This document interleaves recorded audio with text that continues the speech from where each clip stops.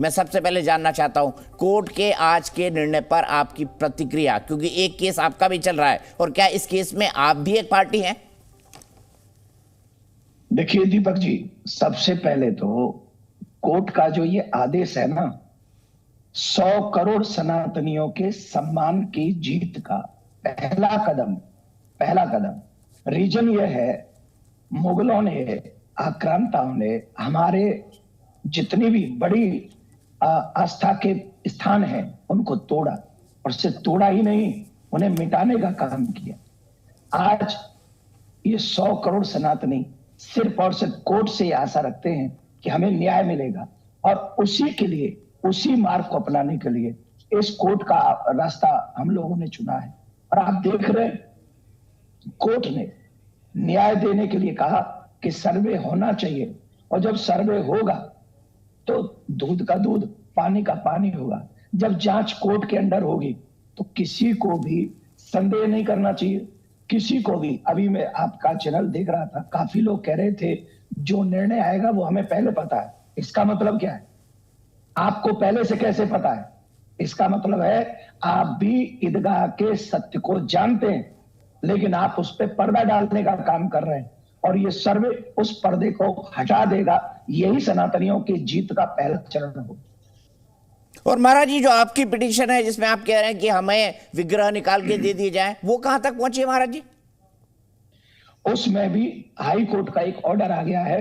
अभी पिछले 11 दिसंबर को जब डेट थी, तो 11 दिसंबर को हाई कोर्ट का भी एक ऑर्डर आ गया है कि इसको 6 महीने में समाप्त किया जाए, इसकी सुनवाई 6 महीने में की जाए, पता किया जाए कि उन सीढ़ियों के नीचे भगवान की विग्रह है कि नहीं। ऐसा हम नहीं कहते, ऐसा मुगल इतिहासकार कहते हैं।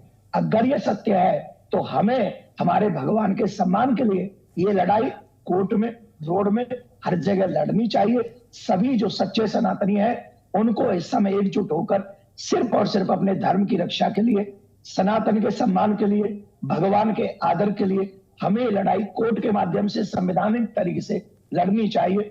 और मुझे आशा है कि 6 महीने में, और उससे पहले भी संभव है, कि हम भगवान के उस सम्मान को सीढ़ियों के नीचे से वापस ला सकेंगे, अगर वहां है तो। ठीक है महाराज जी, ये भी समझना चाहूंगा आपसे, 1991 का प्लेसेस ऑफ वर्शिप एक्ट जो नरसिम्हा राव सरकार के वक्त आया, मैं आपसे जानना चाहता हूं कि क्या ये उसकी मूल भावना का कत्ल है? क्योंकि ओवैसी से लेकर जितने मुस्लिम नेता हैं, मुस्लिम संगठन है, ये कह रहे हैं कि जो ये सुनवाई चल रही है गैर कानूनी है, क्योंकि 1991 का places of worship act in तमाम जगहों पर लागू होता है। आपका क्या तर्क है?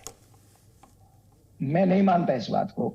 आप एक बात बताइए, कोई भी दुनिया में ऐसा कोई कानून होगा जो एक बहुसंख्यक संख्या को कोर्ट जाने से रोकेगा? वो भी आस्था को, वो भी भगवान के सम्मान को। अरे भाई, आजादी के बाद से हिंदू टारगेट पे रहा है।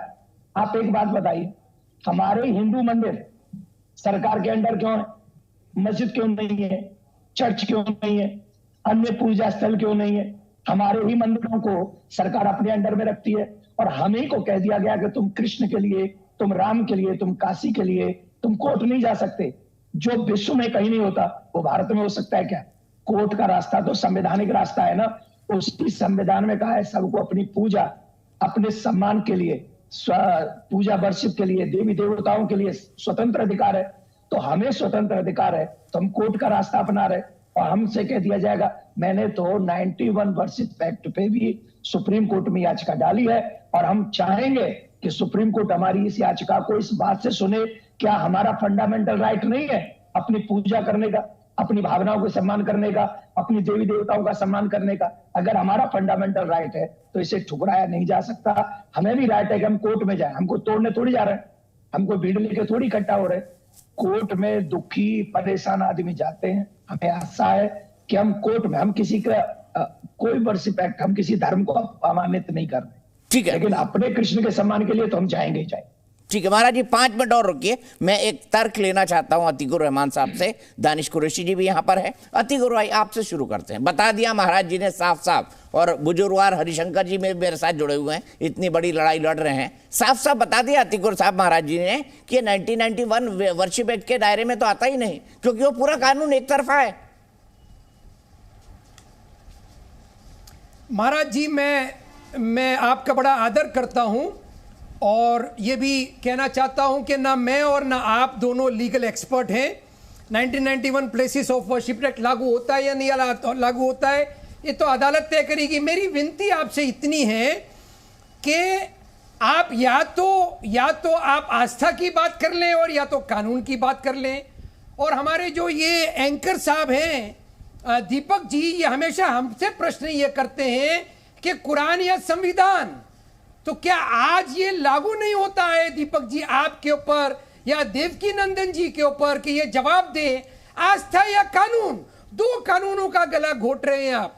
ना सिर्फ 1991 प्लेसेस ऑफ वर्शिप एक्ट जो इकरारनामा साइन हुआ है 1968 में दीपक जी, शाही ईदगाह मस्जिद बीच में और कृष्ण जन्म स्थान के दोनों ट्रस्ट के बीच में, उसका भी उल्लंघन हो रहा है। ये दो कानूनों का गला घोटकर आप सिर्फ आस्था को सामने रखना चाहते हैं। The choice is yours. Maharaj ji, मैं इनको कहना चाहूंगा कि हम लोग आस्था का भी सम्मान कोर्ट और कानून के दायरे में, संविधान के दायरे में करना चाहते हैं। आप जिस बात कर रहे हैं कि बीच में समझौता हुआ था, वो ऐसे ही है जैसे आपके घर के समझौते को कोई आपका पड़ोसी कराए। और जो कृष्ण जन्मभूमि का मालिकाना हक है जिसके पास, उसका कोई भी लीगल समझौता किसी भी के साथ नहीं हुआ है। तो पहले आप रियल फैक्ट को पढ़े, उसके बाद में एक नेशनल चैनल पे आप ऐसा बोले। जो श्री कृष्ण जन्म स्थान ट्रस्ट के द्वारा कोई भी लीगल समझौता नहीं हुआ है। और कृष्ण हमारी आत्मा है, राम हमारी आत्मा है, शिव हमारी आत्मा है। मथुरा, काशी, अयोध्या तीनों जगह पर का कोई पीर पैगंबर नहीं आया। यहाँ पे हमारे राम, कृष्ण और शिव आए हैं। अगर हम लोग आस्था की बात करते हैं, अगर हम लोग कानून की बात करते हैं, तो दोनों ही जगह पे संविधान भी ये कहता है कि आपको सबको पूजा का राइट है, फंडामेंटल राइट है। और यह तीनों जगह पे हमारे देवी देवताओं का निवास है, इससे कोई झुठला नहीं सकता। आई हैव मच प्रूफ, एक दो प्रूफ नहीं है। दूसरा, 99 वर्शिप एक्ट एक तरफा है महाराज। उसी के तहत आप मुझे बता दीजिए कौन सा पूजा स्थान धर्म के मानने वाले का सरकार के अंडर है? तो सिर्फ हिंदुओं के ही मंदिर सरकार के अंडर है। इस पे आप लोगों का पूजा ये विभाग कहां जाएगा? इस पे संविधान का अपमान नहीं, हमारी भावना का अपमान नहीं है। इसमें भी आपको जो अपना कुछ बोलना चाहिए कि हम लोगों को चाहिए कि हिंदुओं के मंदिर सरकार फ्री करे या फिर हमारी मस्जिदें भी ले ले। बोले आप जरा इस पे। ठीक है। जी